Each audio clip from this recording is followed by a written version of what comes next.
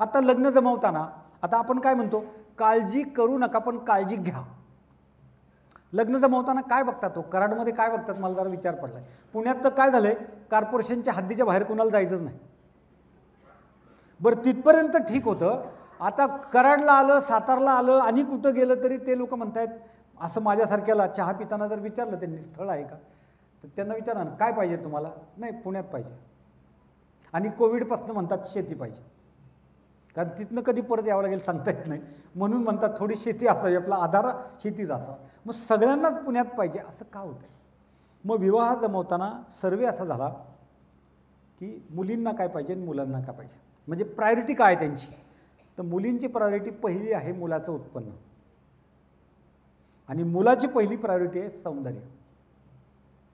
शिक्षणाचा दोघांनी दुसरा नंबर दिलेला आहे. सर्वेमधले आकडे सांगतोय तुम्हाला, शिक्षणाला दुसरा नंबर दोघांनी दिला आहे. म्हणजे उत्पन्न चांगलं असेल तर तिला काय पडलेलं नाही, फार कसल्या डिग्री आहेत काय, भरपूर आहे ना पैसा, मग काळजी नाही. सेकंडला शिक्षण आहे, त्याच्या दृष्टीने सौंदर्याच्या नंतर शिक्षण आहे. आणि एज्युकेशन हे आणि इन्कम जे आहे ते मुलाच्या दृष्टीने तिसरा नंबर दिला आहे त्यांनी. मुलीला काय असलं नसलं हरकत नाही, थोडा पगार असला तरी चालेल, ती तिसऱ्या नंबरवर. पण मुलीच्या दृष्टीने मुलगा नंबर 1 इन्कम. आणि पालकांना काय पाहिजे, तोला मोलाचा आमच्या 96, 92, 94 चाललंय आता जोरदार चाललंय बाहेर सगळं, कोण किती टक्के वगैरे असं सगळं. गुणांकडे कोणीच बघायला तयार नाही. आणि आम्ही नुसतं म्हणतो आम्ही गीतेला फॉलो करतो, भगवद्गीतेला नाही करत. चातुर्वर्ण्य मया सृष्टम गुण कर्म विभागशः, हे भगवान श्रीकृष्णाचं वाक्य आहे. गुणांना महत्त्व, गुण कर्म म्हणलंय, जन्मकर्म नाही म्हणलं. कुठे जन्माला आला असं नाही म्हणलं, गुणांवर अवलंबून आहे. त्यामुळे गुण कोण बघायला तयार नाही. मग बघायचं आहे काय आता, शिक्षण बघा,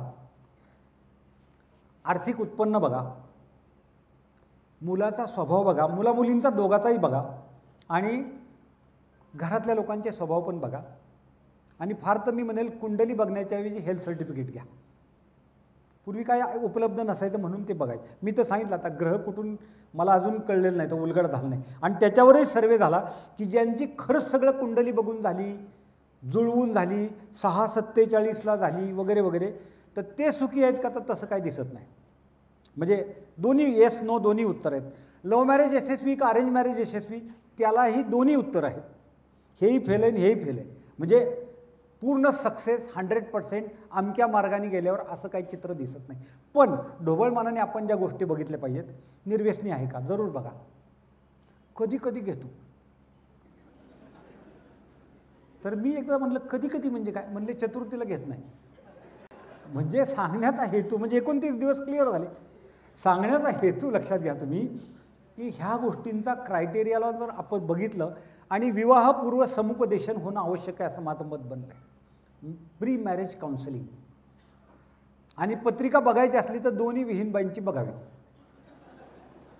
खरं तुम्हाला त्यांचं जुळलं सगळं जुळलं, तर त्यांना समोर बसवावं आणि त्यांनी आपल्या आपल्या पाल्यांचे गुणदोष, दोषालाही मी अंडरलाईन करतोय, एकमेकांना सांगावे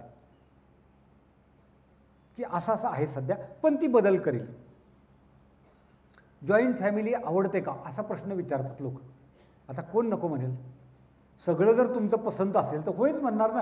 ती नंतर म्हणते बघते ना आल्यावर बघू काय करायचं ते पुढे. म्हणजे काय, आणि इतके टोकाला गेले आता की मी कधी कधी गमतीने म्हणतो, दोघंच राहत असले नवरा बायको तरी म्हणतात आमची जॉईंट फॅमिली, कारण तेच राहणं मुश्किल झालं आता. हीच आमची जॉईंट फॅमिली, अशी परिस्थिती निर्माण झाली.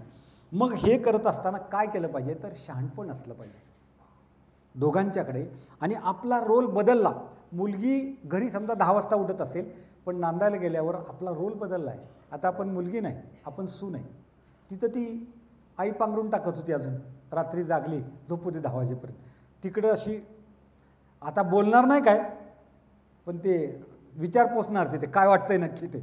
म्हणून हा रोल बदलला की आपल्याला बदलता आलं पाहिजे, हे जास्त महत्त्वाचं आहे.